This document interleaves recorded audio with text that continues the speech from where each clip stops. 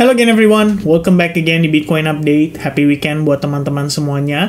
So teman-teman sekalian, di video update ini kita mau ngebahas pergerakan Bitcoin yang secara major nih teman-teman sekalian. Ada beberapa update penting yang kita perlu ketahui juga, bahwa pergerakan Bitcoin sejak Bitcoin ETF Spot di-approve, lebih tepatnya pada tanggal 11 Januari kemarin ya, itu mulai ada perubahan environment ya pada saat New York Session. Jadi saya sendiri merasakan, saya melihat ada sedikit perbedaan ya, bukan sedikit lagi sebenarnya, perbedaan yang sangat-sangat major sih dari pergerakan di setiap New York Session Open. Ya, dan saya rasa keterlibatan retail investor kali ini itu benar-benar ketimpa ya, atau timpang sekali dengan transaksi yang terjadi antar institusi ini guys. Ya, tanpa terasa Bitcoin ternyata pergerakannya sudah mulai seperti stock market di US ya. Dalam beberapa hari terakhir, informasi yang kita dapatkan, BlackRock itu sudah melakukan pembelian, Fidelity juga melakukan pembelian, kemudian ada Michael Saylor atau MicroStrategy yang juga sama-sama melakukan akumulasi kembali pada Bitcoin. Namun teman-teman sekalian, rupanya di satu sisi ini ada yang berjualan cukup besar nominalnya, yaitu si Grayscale ya. Jadi per 6 hari lalu kita update ke teman-teman ya, bahwa BTC koreksi karena investor GBTC, itu kan pertanyaannya teman-teman ya. Dan saya rasa ini benar-benar penyebab ya dari Bitcoin itu mengalami koreksi. Dan jujur saja teman-teman sekalian ya, semalam saya sempat melakukan sell short ya di market dengan risk terukur, turns out tidak berjalan sesuai dengan harapan. Tapi memang secara bias saya ngelihatnya Bitcoin itu punya resiko untuk dia kembali mengalami koreksi under $40.000 ya. Ini resiko yang menurut saya cukup signifikan. Kenapa? Karena Grayscale sendiri kelihatannya masih akan melanjutkan aktivitasnya mereka, dan ini artinya penjualan besar-besaran dari mereka tuh masih bisa terjadi atau masih bisa berlangsung. Di sisi lain memang kita ngelihat ada yang melakukan akumulasi, tapi 3 entitas guys, MicroStrategy, BlackRock, dan Fidelity, demand dari mereka tampaknya kurang untuk menghandle harga Bitcoin yang yang turun akibat penjualan dari si Grayscale ini. Ya, kita bisa lihat sama-sama, kita cek sama-sama teman-teman. Jadi sekitar 6 hari lalu saya update, itu di walletnya lah ya, atau kita bisa bilang di reserve-nya si GBTC punya Bitcoin, itu ada di 617.000 Bitcoin. Dengan total aset under management pada kala itu, 6 hari lalu loh ya, ini 6 hari doang teman-teman, yaitu sekitar 27 billion dollar, yaitu 27 miliar dolar teman-teman sekalian. Per hari ini angkanya turun cukup signifikan ya, turunnya nggak sedikit, tapi dia turun sekitar 27 ke 23,5, berarti sekitar 3,5 miliar dolar guys. Dan ini sangat signifikan. Bahkan Bitcoin yang di hold sama mereka itu tadinya 617.000 Bitcoin, sekarang sudah menjadi 566.973 Bitcoin. Dan angka ini kelihatannya masih bisa melanjutkan penurunannya ya, karena ini benar-benar berlangsung ya guys. Jadi kalau saya cek lagi tadi menggunakan website bitcointreasuries.net ya, di sini kita bisa cek Grayscale Bitcoin Trust punya wallet lah kalau kita bilang gitu kan, atau mereka punya balance dalam Bitcoin. Ini benar-benar angkanya turun sejak tanggal 12 Januari. Jadi kalau kita notice di sini per tanggal 12 Januari, tepatnya 1 hari ini ya teman-teman sekalian, setelah Bitcoin ETF Spot di-approve ya. Ini 1 hari sebenarnya tanggal mereka sih. Kalau tanggal kita kayaknya sebenarnya udah tanggal 12 ya. Nah, ini angkanya turun secara drastis guys. Bener-bener turun secara drastis, dan dia kayak terjun payung gitu ya. Teman-teman bisa lihat prosesnya di sini. Starting dari tanggal 18 Januari lah ya. Kalau 26 Juli kan tuh udah lama banget gitu kan. Mungkin waktu itu ada unlock atau gimana gitu. Nah, sekarang 18 Januari, 17 Januari ya, 18 Januari, 19 Januari, total balance dia turun terus-menerus guys ya, turun terus. Dan per data kemarin ya, ini adalah 566.973 Bitcoin yang mereka hold. Dan setelah saya cek di Arkham juga betul ya, setiap ini transaksi by the way tadi malam ya, saya ganti, tadi saya update, saya kasih filter dari tanggal 19 Januari, dari tanggal 18 Januari ke 19 Januari. Per saya bikin video ini itu sekitar jam 12 siang, 15 jam yang lalu itu berarti sekitar jam 9 malam. 9 malam waktu kita gitu ya, 9 mungkin jam 21.30 atau gimana ya, tapi kelihatannya ini pada saat New York Stock Exchange open. Jadi begitu market open, New York Stock Exchange open, Grayscale Bitcoin Trust langsung make a move ya. Ada beberapa saldo ya, value di sini Bitcoin yang dioper sama mereka ya. ke Coinbase Prime Deposit, which is harusnya di sini dengan jelas mereka melakukan aktivitas jual di market, ya, di market secara langsung, dan itu di Coinbase guys. Nominalnya ya cicil ya, pelan-pelan ya, 820 Bitcoin, 432 Bitcoin, 534 Bitcoin ya, semuanya dioper pelan-pelan. Jadi dengan kondisi seperti ini, wah teman-teman nggak bisa kelihatan ya. Ya ketutupan sama muka saya coba geser ya teman-teman. Nah itu ya, mungkin teman-teman bisa lihat ya di sini ya. Ini ada transaksi aktivitas dipindah-pindah teman-teman sekalian. Nah jadi transaksi yang terjadi tadi malam ini kelihatannya ada pertukaran barang ya antara Grayscale dengan entity besar itu. Namun yang saya bisa ambil kesimpulannya melihat dari harga Bitcoin yang secara tren setidaknya sejak tanggal 11 Januari itu cenderung turun hanya disebabkan oleh satu buah perusahaan yaitu Grayscale. Ya, GBTC, mereka yang berjualan teman-teman sekalian. Mungkin seperti yang saya jelaskan ya di previous video ini, ya kan, kenapa investor GBTC melakukan profit taking. Menurut saya wajar ya, mengingat mungkin mereka ada kesempatan untuk beli dari harga yang sangat murah. Bahkan mereka yang pegang trust-nya itu sebetulnya dapat harga 4 kali lipat lebih murah ya, bahkan dibandingkan dengan kita yang pegang Bitcoin real guys. Jadi ketika kalian beli di harga 15.000 16.000 per Bitcoin, itu naik terakhir ke 47.000, naiknya 3 kali lipat. Tapi kalau kalian pegang GBTC Trust ya, GBTC itu maksudnya Grayscale Bitcoin Trust, artinya kalian pegang sahamnya mereka, itu kenaikannya 4 kali lipat, malah berbeda. Dan ada selisih 1 kali lipat yang harusnya membuat para investornya itu lebih tempting lah untuk taking profit. Dan saya rasa apa yang sedang terjadi saat ini dengan kondisi walaupun BlackRock, walaupun Fidelity, walaupun Michael Saylor ya, mereka melakukan akumulasi pembelian. Faktanya adalah demand dari mereka itu tidak cukup loh untuk menampung aksi jual yang diakibatkan oleh si Grayscale ini.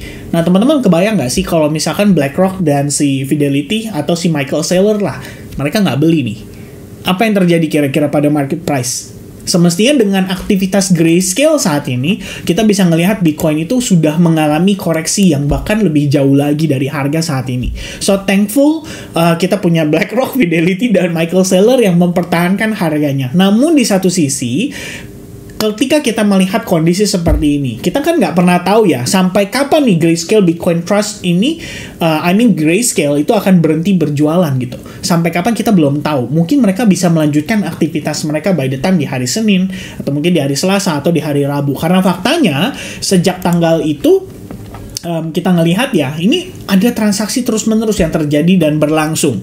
Ya, walaupun nggak secara signifikan atau secara sekaligus ya, tapi secara berproses, ya kita ngelihat bahwa ini sudah ada aktivitasnya gitu loh. Entah di hari Senin, entah di hari Rabu, entah di hari Kamis, tapi setidaknya aktivitas itu ada. Maka, teman-teman sekalian, kalau menurut pandangan saya sih, kembali lagi ya, kita harus mengantisipasi kemungkinan Bitcoin bisa meneruskan koreksinya. Itu saja sih sebetulnya. Karena kenapa, teman-teman? Pada satu titik, mungkin BlackRock, ya Fidelity, kenapa mereka memutuskan untuk beli ya, tapi pembelian mereka istilahnya itu kalah dengan si Grayscale ini. Kenapa teman-teman? Mungkin salah satu reasonnya adalah satu, harga masih terbilang cukup mahal ya, which is probably mereka siapin peluru besar tapi nggak di harga saat ini. Ya, kita tahu yang namanya likuiditas itu nggak muncul secara tiba-tiba, apalagi buat mereka pemain-pemain besar yang belinya tuh billions of dollar gitu kan, miliaran dolar gitu, jutaan dolar sampai miliaran dolar. Ini kan butuh likuiditas yang sangat masif guys. Maka menurut pertimbangan saya ya, mungkin BlackRock, Fidelity tetap harus beli. Ya, mereka harus beli tapi cicil. Mereka nggak bisa beli secara sekaligus gitu loh. Mungkin Michael Saylor masih bisa lah, dia beli jebret gitu kan. Terus kayak announce ke publik bahwa guys, gue beli lagi segini ya. Gue beli lagi segini ya. Dan akhirnya kita ngelihat nih bahwa harga itu ketahan gitu loh. Mungkin thanks to Michael Saylor gitu. Tapi kalau dari sisi BlackRock atau Fidelity, mereka saat ini pengen beli. Penjualnya belum banyak. Nah, Mungkin market harus diciptakan environment yang baru, mungkin dia patah dari trendline, mungkin dia patah dari support ya, dan ini bisa menyebabkan Bitcoin mungkin terkoreksi terlebih dahulu. Kita nggak tahu sampai ke berapa, mungkin 37.700, mungkin 31.700 ya, it all depends on the market gitu loh, gimana mereka react-nya. Namun saat ini di depan mata kita tuh sudah terlihat ada indikasi tersebut. Nah, tinggal teman-teman sekalian, kalau menurut saya sih kita pinter-pinter lah ya, mungkin kita bisa melakukan akumulasi kecil-kecilan juga, sama seperti BlackRock dan Fidelity. Ya, kalau Anda mungkin berpikir, kita pengen seperti smart money nih. Smart money itu selalu untung di market. Ibaratnya kan kayak gitu.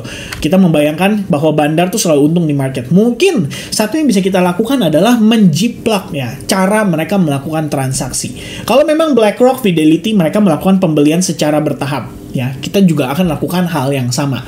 Namun yang perlu dinotis guys, mungkin size mereka saat ini kecil. Why? Because there's still so many people melihat ini sebagai buying opportunity. Ya, mereka harus menciptakan environment bahwa orang itu harus dibikin panic selling.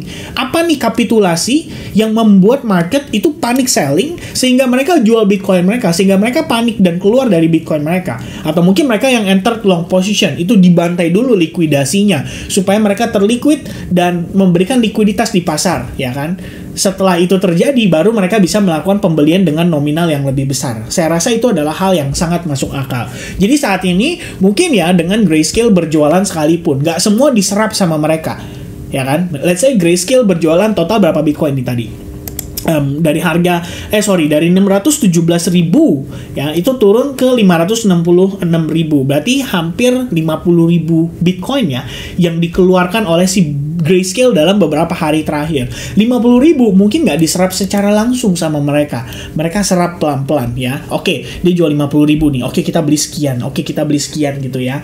Nanti pada satu titik mereka bom gitu. Sekali mereka hajar, itu hajarnya dengan nominal yang lebih besar. Dan itu saya rasa bisa sangat terjadi ya dengan kondisi saat ini, dan tinggal mereka ciptakan environment itu saja. Jadi secara jangka pendek saya berpikir bahwa apa yang sekarang sedang terjadi ini adalah building proses ya, atau proses building momentum untuk persiapan harga mengambil likuiditas di pasar tadi ya. Istilahnya ditangkap dulu di bawah, dibuat seakan-akan market panic selling ya, terlepas dari apakah ini sebenarnya membentuk star pattern. Iya, sebenarnya kita ngelihat nih, wah ini kayaknya ketahan nih di trend line, jadi orang beli lagi ya kan. Ada people atau trader atau investor yang istilahnya sekarang melakukan pembelian lagi. Namun teman-teman tidak bisa dipungkiri, faktanya kita ngelihat even pada time frame 1 jam ya, ini harga struktur itu masih dalam keadaan bearish. Saya melihat ada beberapa indikasi lah harga atau market tuh bisa mantul. Salah satunya adalah kalau kalian lihat time frame 4 jam ya, ini harga turun, create lower low, tapi indikatornya di MACD itu create yang namanya higher low. Ini dikenal dengan istilah bullish divergence. Dan kita ngelihat sudah ada crossing up 1 dan 2, serta udah ada 2 histobar yang berwarna hijau. Maka sebenarnya harusnya ini menjadi buying opportunity yang sangat menarik. Namun teman-teman sekalian, kita juga harus waspada. Andai kata buying opportunity ini malah menjadi bull trap, ini malah jadi resiko juga buat kita, ya kan? Mungkin kalau misalkan teman-teman sekalian berencana untuk membeli ya di spot dan kalian melakukan akumulasi, saya rasa $40.000 tuh angka yang bagus lah. Ya, 40.000 saat ini di 41.000, selisih hanya $1.600. Saya rasa ini udah angka yang bagus untuk kita start melakukan akumulasi, mungkin beli dengan nominal yang sedikit lebih kecil dibandingkan dengan sebelum-sebelumnya gitu. In case kita dapat harga lebih murah, teman-teman bisa deploy lebih banyak lagi. Jadi misalkan contoh dengan harga saat ini, mungkin kita sudah siapkan 100% nih ya, capital gitu kan. Ini buat terutama yang belum punya ini, yang belum beli sama sekali. Kalian berpikir bahwa ini kapan ya kita dikasih diskon supaya saya bisa beli. Nah, saat ini itu ada peluangnya. Mungkin kalian bisa deploy 5-10%, atau kalian mau deploy lebih agresif mungkin di 15-20%. In case harganya ngasih kalian koreksi di bawah 40.000, kalian punya peluru untuk kalian hajar lebih banyak lagi. Itu pertimbangannya teman-teman. Kemudian di satu sisi, kalau memang bullish divergence ini menjadi sebuah clue bahwa market bisa mengalami reversal atau kembali naik lagi atau rebound lagi, maka pertimbangan saya adalah saya ingin melihat Bitcoin minimal breakout dulu deh dari falling wedge yang saat ini terbentuk dengan support line di 40.500, dan ini merupakan key level invalidation. ya. Apabila level ini sudah berhasil istilahnya ditaklukkan, trendline-nya sudah berhasil di breakout dan harga bermain di atas istilahnya di atas $42.000 lagi, maka ekspektasi kita adalah retracement atau konfirmasi untuk possible kita entry long position kembali. Dan yang saya lihat adalah membentuk yang namanya inverted head and shoulders. Di sisi lain, kalau seandainya kita nggak ngelihat itu berhasil, ini artinya teman-teman, selling pressure dari GBTC ini masih bisa berlanjut dan menekan harga Bitcoin lebih murah. Nah, itu jadi pertimbangan juga untuk kita yang transaksi di futures market untuk tidak terburu-buru mengambil long position. Ya, jadi itu mungkin sedikit yang bisa saya sampaikan. Pandangan saya tentu saja bisa salah. Teman-teman silakan lakukan research kembali juga untuk memastikan dan memvalidasi analisa atau referensi yang mungkin saya berikan. Jadi untuk saat ini itu yang bisa saya sampaikan teman-teman. Secara kesimpulannya semoga teman-teman bisa nangkap semuanya bahwa masih ada selling pressure yang bisa berlanjut dari si grayscale. Sementara di sisi lain kita lihat bigger players pun sebenarnya butuh likuiditas. Ya, likuiditas dari mana? Mungkin dari market supaya di flush out dulu sama mereka. Oke? So God bless for everyone, happy weekend, dan sampai jumpa kembali di update Bitcoin dan altcoins berikutnya. Cheers guys, bye-bye.